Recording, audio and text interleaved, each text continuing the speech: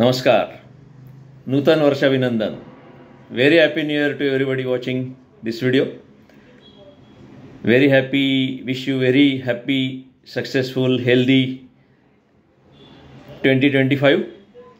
4 वर्षापूर्वीच साधारण 2021 मध्ये बॉर्डर गावस्कर ट्रॉफी चालू असताना ऑस्ट्रेलियात भारतीय संघाचा ऑस्ट्रेलियाचा दौरा चालू असताना आपण या व्हिडिओला सुरुवात केली होती. सुरुवातीचे काही व्हिडिओ मी फेसबुकवर टाकले होते आणि नंतर या सेपरेट नवीन यूट्यूब चॅनलवर व्हिडिओ पोस्ट करत आलेलो आहे. तर आताही बॉर्डर गावस्कर ट्रॉफी चालू आहे. सगळ्यांनाच माहिती आहे भारताची अवस्था अतिशय वाईट आहे सध्या. कसा तरी नाही म्हणता येणार, पण जोरदार जिंकला आपण एक कसोटी सामना. पण आता मात्र मालिकेत 2-1 अशी अवस्था आहे ऑस्ट्रेलियाची. भारत 1-2 मागे आहे आणि आता हे काय आपण ब्रेकिंग न्यूज देण्यासाठी चॅनल चालू केलेलं नाही, पण ब्रेकिंग न्यूज सध्या अशी आहे की रोहित शर्मा उद्यापासून सुरू होणाऱ्या 5व्या आणि अंतिम कसोटी सामन्यात खेळणार नाही हे जवळजवळ निश्चित झालेलं आहे. वेगवेगळ्या रिपोर्ट्स साधारण सकाळपासूनच 10-12 तासापासून येत आहेत. वेगवेगळ्या क्रिकेट साईटवर, वेगवेगळ्या न्यूज चॅनल्सवर, वेगवेगळ्या वर्तमानपत्रांच्या साईट्सवर. त्याच्याप्रमाणे आत्ता तरी कन्फर्म झालेलं दिसतं आहे. आत्ता तरी खात्रीशीररित्या आपण सांगू शकतो की रोहित शर्माला बसवलं गेलं आहे किंवा त्याला लगेच निवृत्त व्हायचं नव्हतं या कसोटी सामन्यानंतर, आणि त्याच्यामुळे रोहित शर्मा या 5व्या कसोटी सामन्यात नसणं जवळजवळ निश्चित झालेलं आहे. सध्या तरी असे मथळे येत आहेत, असे हेडलाईन्स येत आहेत की Rohit Sharma has opted out of the Sydney test. याचाच अर्थ त्याने अजून रिटायरमेंट डिक्लेअर केलेलं नाही. नंतर आपला इंग्लंडचा दौरा आहे, तो खेळेल की नाही बघूया, ती फार पुढची गोष्ट झाली. त्याच्यानंतर भारतात पुढच्या क्रिकेटच्या सीझनमध्ये भारतात कसोटी सामने आहेत, तर तोपर्यंत तो राहू शकतो की नाही, तग धरू शकतो की नाही, त्याला निवड समिती ठेवते की नाही, तोपर्यंत गंभीर तरी राहतो की नाही. कारण मध्येच अशा बातम्या येत आहेत की 2025मध्ये पुढच्या वर्षीची चॅम्पियन्स ट्रॉफी आहे, फेब्रुवारी-मार्चमध्येच आहे बहुधा, ती बघू आपण नंतर. तर ती झाल्यावर कदाचित गौतम गंभीरचा सुद्धा कार्यकाळ संपेल. तर अशा वेगवेगळ्या बातम्या येत आहेत. आणि जेव्हा संघ हा पराभवातनं जात असतो, कठीण काळातनं जात असतो, तेव्हा नेहमीच अशा गोष्टी बाहेर येत असतात, चर्चेला जातात. जेव्हा संघ जिंकत असतो तेव्हा अशा गोष्टी कधीच बोलल्या जातात. तर 4 वर्षापूर्वी आपण हे जरा सुरुवात केली तेव्हा अतिशय फॉर्मात होता आपला संघ.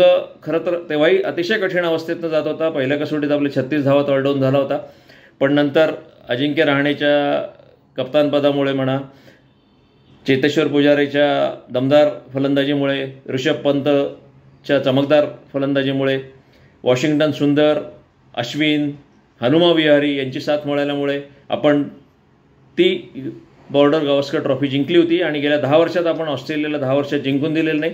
परवा मेलबोर्नला सुद्धा आपला पराभव झाला. तो जवळजवळ 2011 सालानंतर पहिल्यांदा, 2011 का 13 सालानंतर पहिल्यांदा आपण मेलबोर्नमध्ये पराभूत झालो. तर आकाशदीपही बाहेर आहे. तर उद्याचा संघ कदाचित बुमरा कप्तानपद स्वीकारेल आणि बुमराला कप्तानपद देण्यात येईल आणि बुमराच कॅप्टनशिप करेल असं दिसतंय. मध्येच अशा काही बातम्या आल्या होत्या की विराट कोहली काही दिवस परत कर्णधार करणार, कारण विराटने जेव्हा एक दिवसीय किंवा T20ची कॅप्टनशिप सोडली तेव्हा त्याला कसोटीचा कर्णधार राहायचं होतं, पण तेव्हा बोर्डाने त्याला असं सांगितलं तू इकडे कर्णधार नसशील तर तिकडे राहू नको.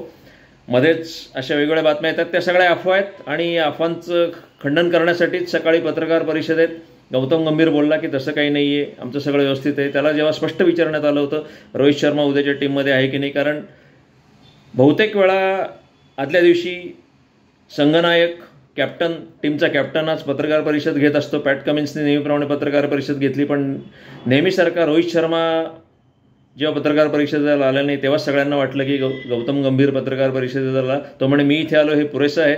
आणि त्याला जेव्हा स्पष्ट विचारलं रोहित शर्माचा समावेश असेल की नाही, तेव्हा त्यांनी सांगितलं की उद्या आम्ही खेळपट्टी बघू सकाळी आणि त्याच्याप्रमाणे ठरवू काय असेल ते, कोण 11 जणं खेळतील ते त्याच्याप्रमाणे ठरवू. म्हणजे थोडक्यात रोहित शर्मा नक्की खेळेल असं त्यांनी सांगितलं नव्हतं. आणि आत्ता नुकत्याच बातम्या यायला सुरुवात झालेली आहे साधारण तासापासनं की रोहित शर्मा नसेल उद्याच्या कसोटीत.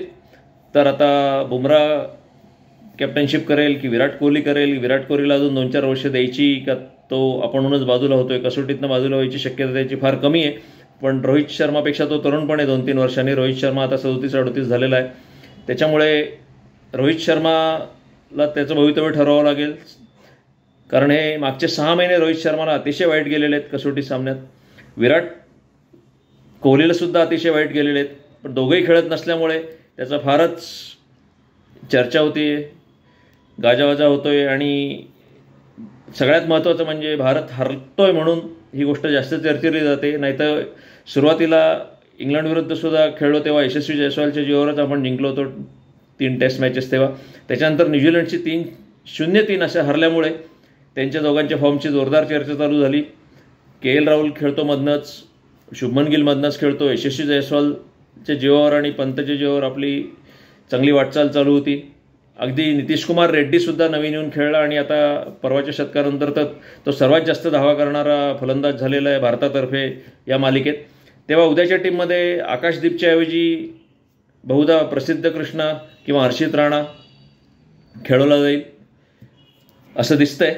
आणि 6व्या क्रमांकावर नितीश कुमार रेड्डीला फलंदाजी करायला मिळेल असं दिसतंय, त्याच्यावर मोठी जबाबदारी टाकली जाईल. आणि अर्थातच शुभमन गिल येतील रोहितच्या जागी, आणि आकाशदीप नसल्यामुळे त्याच्या जागी एक फास्ट बॉलर येईल, जलदगती गोलंदाज. तर बघूया काय होतं आहे. सध्या तरी वर्ल्ड टेस्ट चॅम्पियनशिप ज्याला म्हणतात, कसोटी अजिंक्यपदाच्या अंतिम फेरीत भारत जाणं अतिशय अवघड दिसतंय. साऊथ आफ्रिका अगोदरच पोचलेला आहे तिथे. आता मारामारी फक्त ऑस्ट्रेलिया आणि भारतात चालू आहे. आणि ऑस्ट्रेलिया जर सिडनी कसोटी जिंकली तर ऑस्ट्रेलियाचं स्थान जवळजवळ पक्कं होईल. ऑस्ट्रेलियाचा एक दौरा बाकी आहे, तिथे जर श्रीलंकेने हरवलं, उद्या भारत जर जिंकला आणि श्रीलंकेला गेल्यानंतर श्रीलंकेने जर 1-0 किंवा 2-0 ऑस्ट्रेलियाला हरवलं तरच भारताला संधी आहे अंतिम फेरीत जायची. पण त्याच्यासाठी उद्या आधी जिंकणं तर भाग आहेच, सिडनी कसोटी जिंकणं आधी भाग आहेच. आणि त्याच्यानंतर सगळ्यात महत्त्वाचं म्हणजे श्रीलंकेत ऑस्ट्रेलियाला पराभूत केलं तरच काहीतरी संधी असेल. तेव्हा बहुतेक स्टीफन स्मिथकडे दिलं असेल कर्णधारपद, अशा सध्या बातम्या येत आहेत. पॅट कमिन्सला कदाचित विश्रांती दिलं आहे. जे काय असेल ते बघूया आपण. सिडनी कसोटी कसा रंग घेते, भारत जोरदार सुरुवात करतोय का परत वरचे फलंदाज परत ढेपाळत आहेत. KL राहुलनी अतिशय चांगली 2-3 कसोटीत सुरुवात केली होती, पण त्याचाही क्रमांक बदलल्यामुळे अशा बऱ्याच गोष्टी आहेत. जेव्हा मगाशीच म्हटल्याप्रमाणे जेव्हा संघ हरत असतो तेव्हा त्याला खूप गोष्टी जबाबदार असतात. जेव्हा जिंकत असतो तेव्हा फक्त एखादा मॅन ऑफ द मॅच असतो. किती सांघिक कामगिरी आपण म्हटलं तरी 1-2 खेळाडू खूप चांगले खेळत असतात, त्यातला एखादा मॅन ऑफ द मॅच होतो. आणि तेव्हा कर्णधाराला आणि कोचला, प्रशिक्षकांना अर्थातच खूप श्रेय दिलं जातं, क्रेडिट दिलं जातं. आता तसं होत नाही आहे. तर अनेक गोष्टी आहेत, सगळ्यांनीच बघितलं. पहिले 3 फलंदाज दुसऱ्या डावात अयशस्वी ठरले मेलबोर्नच्या. त्याच्यानंतर पंतचा फटका बाउंड्री लाईनवर झेलला गेला आणि नंतर यशस्वी जयस्वालला सुद्धा जरा विवादास्पदरित्या बाद दिलं गेलं असं सगळ्यांचं म्हणणं आहे. तर अशा बऱ्याच गोष्टी जेव्हा पराभवाशी जोडल्या जातात, पण जेव्हा जिंकतात तेव्हा हे महत्त्वाचे प्रमुख खेळलेले खेळाडूंना क्रेडिट देत असतो आपण. तर अशा बऱ्याच गोष्टी अजूनही बाहेर येत आहेत, अजूनही खूप बोलल्या जात आहेत. या गोष्टी कदाचित जवळच्या भविष्यकाळात आपल्याला कळणारे नाहीत. पुढे जाऊन कोणीतरी जर मोकळेपणाने आत्मचरित्र लिहिलं तरच कळेल. तोपर्यंत आपण सिडनी कसोटीत भारत जोरदार पुनरागमन करेल अशी आशा ठेवूया. आणि जरी अजिंक्य रहाणे आणि चेतेश्वर पुजाराची उणीव भासत असली तरी शुभमन गिल, यशस्वी जयस्वाल, नितीश कुमार रेड्डी, KL राहुल आणि विराट कोहली तर खेळेल असं स्पष्ट दिसतंय. आणि त्यांना जडेजा, वॉशिंग्टन सुंदर यांची कशी साथ मिळते फलंदाजीत ते बघूया. आणि शेवटचा कसोटी सामना जोरदार होईल, रंगतदार होईल आणि भारताचं पारडं थोडंसं जड राहील अशी आपण अपेक्षा ठेवूया. भेटूया परत जेव्हा जसं जमेल तेव्हा. धन्यवाद संपूर्ण व्हिडिओ बघितल्याबद्दल. बाय.